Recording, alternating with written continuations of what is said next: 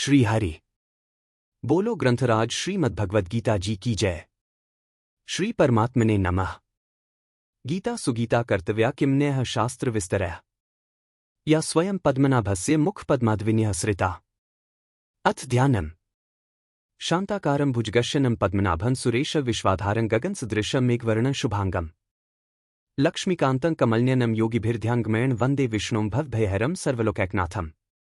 यं ब्रह्मा वरुणेन्द्र रुद्रमृतः स्तुन्वन्ति दिव्यः स्तवैर्वेदैः साङ्गपदक्रमोपनिषदैर्गायन्ति यं सामगाः। ध्यानावस्थितगतेन मनसा पश्यन्ति यं योगिनो यस्यान्तं न विदुः सुरासुरगणा देवाय तस्मै नमः।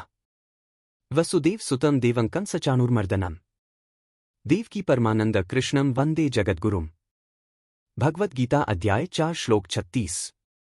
श्लोक 36। अपि चेत्सि पापेभ्यः सर्वेभ्यः पापकृतमः सर्व ज्ञान प्लवेन वृजिन संतरिष्यसि। यदि तुम पापियों में महापापी भी हो तो भी तुम एकमात्र ज्ञान रूपी नौका द्वारा पापरूपी समुद्र से सुरक्षित पार हो जाओगे। जो व्यक्ति बुराई के अस्थायी आकर्षण द्वारा अनुचित कार्यों को करने के लिए प्रलोभित होता है उसे पापी कहा जाता है। पाप और त्रुटि आध्यात्मिक रूप से पर्यायवाची हैं।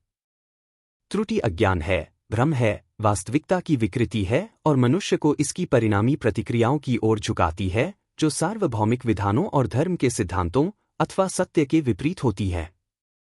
जैसे विषैले शहद से सुखद स्वादानुभव की खोज और मृत्यु को भोगना एक अनुचित निर्णय है, अज्ञान है, वैसे ही यह अनुचित निर्णय एवं अज्ञान ही है जो व्यक्ति को बुरे कार्यों के क्षणिक आकर्षण में लिप्त होने के लिए विवश करता है, जो अंततः कष्ट तथा मृत्यु की ओर ले जाते हैं। जब व्यक्ति अपने देश के किसी कानून को तोड़ता है तो यह एक अपराध होता है। संभवतः इस कार्य में ईश्वर के विरुद्ध कोई पाप नहीं होता। कुछ अपराध पाप होते हैं परंतु सभी पाप अपराध नहीं होते। इस प्रकार मनुष्य अपने परिवेश के मानकों में सुविधापूर्वक स्थित होकर इसे तर्कसंगत ठहराता है कि यदि उसके अनुचित कार्य पकड़े नहीं गए अथवा उनके विरुद्ध कोई कानून न हो तो वह सुरक्षित है। परंतु ईश्वर के सार्वभौमिक सिद्धांत निश्वर रूप से कठोर होते हैं। उनका अंधा न्याय कभी कभी धीरे चलता है किंतु निश्चित रूप से कार्यरत रहता है। प्रत्येक कर्म एक कार्मिक प्रतिक्रिया उत्पन्न करता है जो शीघ्र अथवा विलंब से अच्छाई या बुराई को प्रकट करता है। प्रत्येक कर्म अवचेतन मन में एक विहन भी छोड़ देता है और अपनी पुनरावृत्ति करता रहता है जब तक कि यह एक दुर्जय स्वतः होने वाली आदत नहीं बन जाता।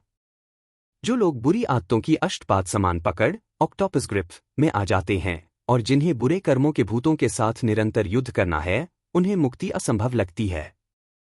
ज्ञान के द्वारा स्वयं को पाप से मुक्त करो, इन शब्दों से श्रीमद्भगवद्गीता निराश लोगों को आशा देती है।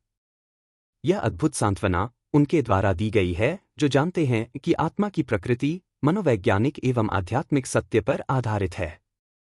ईश्वर का प्रतिबिंब होने के कारण आत्मा परिपूर्ण है, इसके फलस्वरूप इसे कभी भी अपवित्र नहीं किया जा सकता।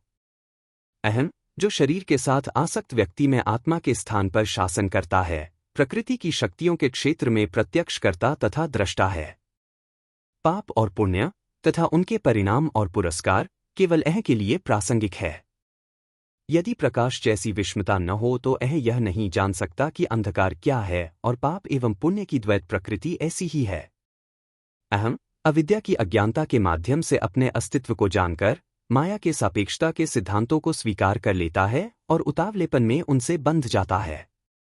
परंतु इस द्वंद्व में आत्मा की कोई भूमिका नहीं है। जब व्यक्ति आत्मचेतना में जागृत हो जाता है तो वह पाप और पुण्य की कार्यकारण की परस्पर क्रिया से परे होता है, वह स्वयं पुण्य स्वरूप होता है।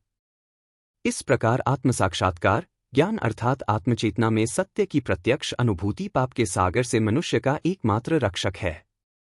यदि कोई लालचियों में सबसे अधिक लालची, व्यभिचारियों में सबसे बड़ा व्यभिचारी, क्रोधियों में सबसे अधिक क्रोधी, भौतिकवादियों में सर्वाधिक धनलोलुप हो तब भी एक सच्चे आध्यात्मिक चिकित्सक, एक ईश्वर प्राप्त गुरु के उपचार को प्रेमपूर्वक अपनाकर वह पापी बुरी आदतों की स्मृति को भी नष्ट करने में सक्षम हो जाएगा। अपनी बुरी आदतों के विशाल विस्तार से निरुत्साहित हुए बिना आकांक्षी को अच्छी आदतों के आनंद को थोड़ा थोड़ा करके चखते जाना चाहिए। अंततः वह स्वयं को न केवल सभी विषयी आदतों के चंगुल से अपितु किसी भी आदत, चाहे वह अच्छी ही क्यों न हो, के प्रति आसक्ति से भी स्वयं को मुक्त कर लेगा। मुक्त मनुष्यगत बुरे कर्मों के उत्तर प्रभावों से और वर्तमान के अच्छे कर्मों के उत्तर प्रभावों से भी मुक्त रहता है। वहाँ तथा इसके शाश्वत आनंद के साथ एकरूपता प्राप्त करके योगी सभी कर्म बंधनों से परे चला जाता है, जो अपने अच्छाई एवं बुराई के निरंतर द्वंद्वों के साथ मात्र गोचर जगत में ही एक निष्ठुर कानून के रूप में कार्यरत होते हैं। आध्यात्मिक सद्गुरु सांसारिक मनुष्य की चेतना को मेरुदंड के 3 निचले चक्रों मूलाधार, स्वादिष्ठान और मणिपुर से एकरूप हुई पाते हैं, जो कर्म के विधान के अधीन क्रियाशील होते हैं। मुक्त मनुष्य इन 3 निचले चक्रों से ऊपर उठ जाता है और अनाहत, विशुद्ध तथा कूटस्थ चैतन्य चक्रों का भेदन करता है।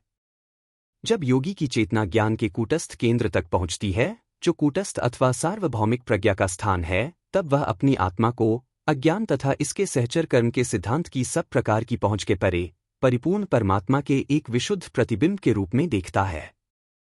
बोलो ग्रंथराज श्रीमद्भगवद्गीता जी की जय। जय श्री कृष्ण।